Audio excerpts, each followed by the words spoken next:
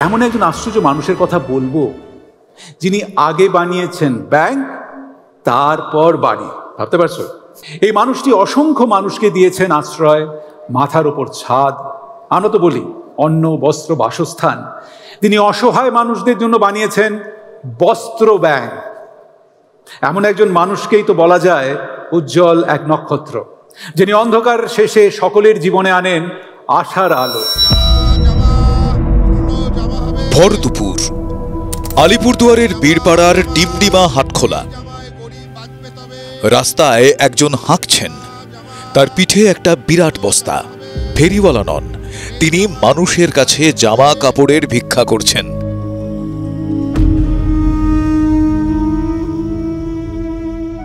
না, নিজের জন্য নয়, যে মানুষগুলোর জামা কাপড় জোটে না, মাথায় ছাদ নেই, তাদের জন্য।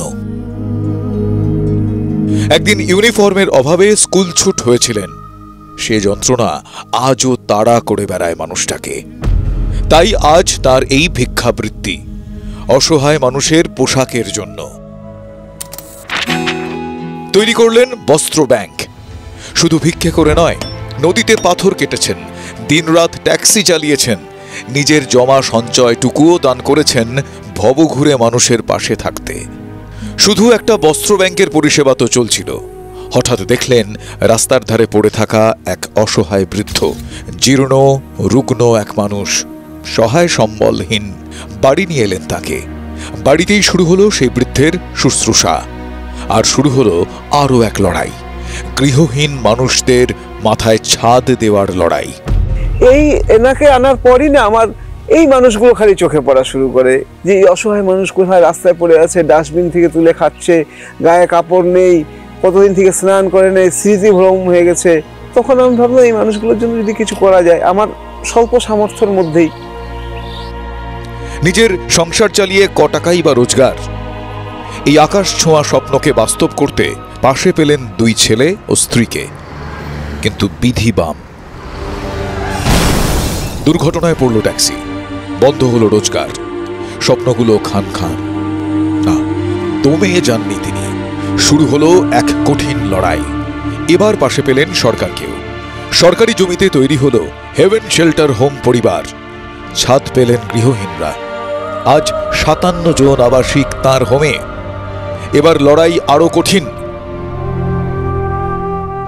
57 জনের অন্ন যোগানোর লড়াই, আবাসিকদের চিকিৎসার খরচ, হোমের বিদ্যুৎ, কোথা থেকে আসবে এত টাকা? তাই আজও বাড়ি বাড়ি হাত পাতেন।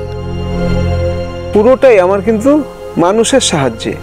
এক প্রকার বলতে পারেন আমি ভিক্ষে করি এদের জন্য। আমার প্রতিদিন 3 বেলা 35 কেজি চাল লাগে এদের।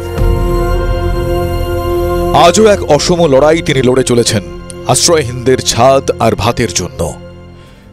তিনি সাজু তালুকদার। তার এই লড়াইকে কুর্নিশ জানায় TV9 বাংলা। তাকে নক্ষত্র সম্মানে সম্মানিত করতে পেরে আমরাও সম্মানিত।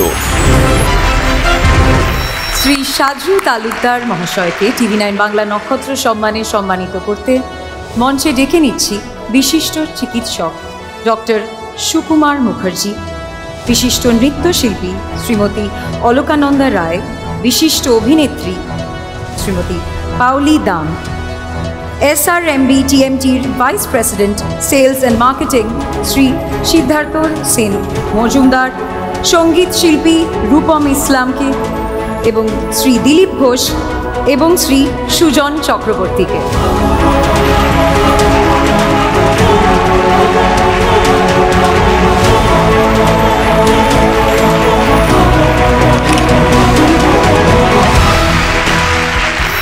আপনারা আমাকে ডুয়ার্স থেকে, সেই চা বাগানের গলিচা থেকে, মাদারিহাট ব্লক থেকে তুলে এনে যে এই সম্মানটা দিচ্ছেন, সত্যি আমি অবভূত। আমি ভাষায় প্রকাশ করতে পারছি না যে আমি এক প্রকার ভিক্ষে করি। আমার 57 জন আবাসিক, তারা বেশিরভাগই মানসিক রোগী এবং শারীরিকভাবে অক্ষম। মানুষের সবচেয়ে দরকারি খাদ্য, বস্ত্র, বাসস্থান, এটাই দেওয়ার চেষ্টা করছি শুধু ভিক্ষে করে, আপনাদের সাহায্যে।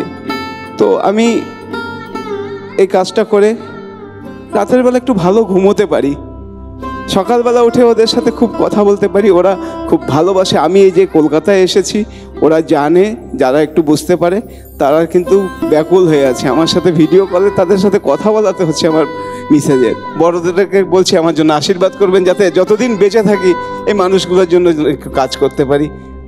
অনেক অনেক ভালো থাকবেন সবাই, সবার সুস্থতা কামনা করি। অনেক অনেক ধন্যবাদ।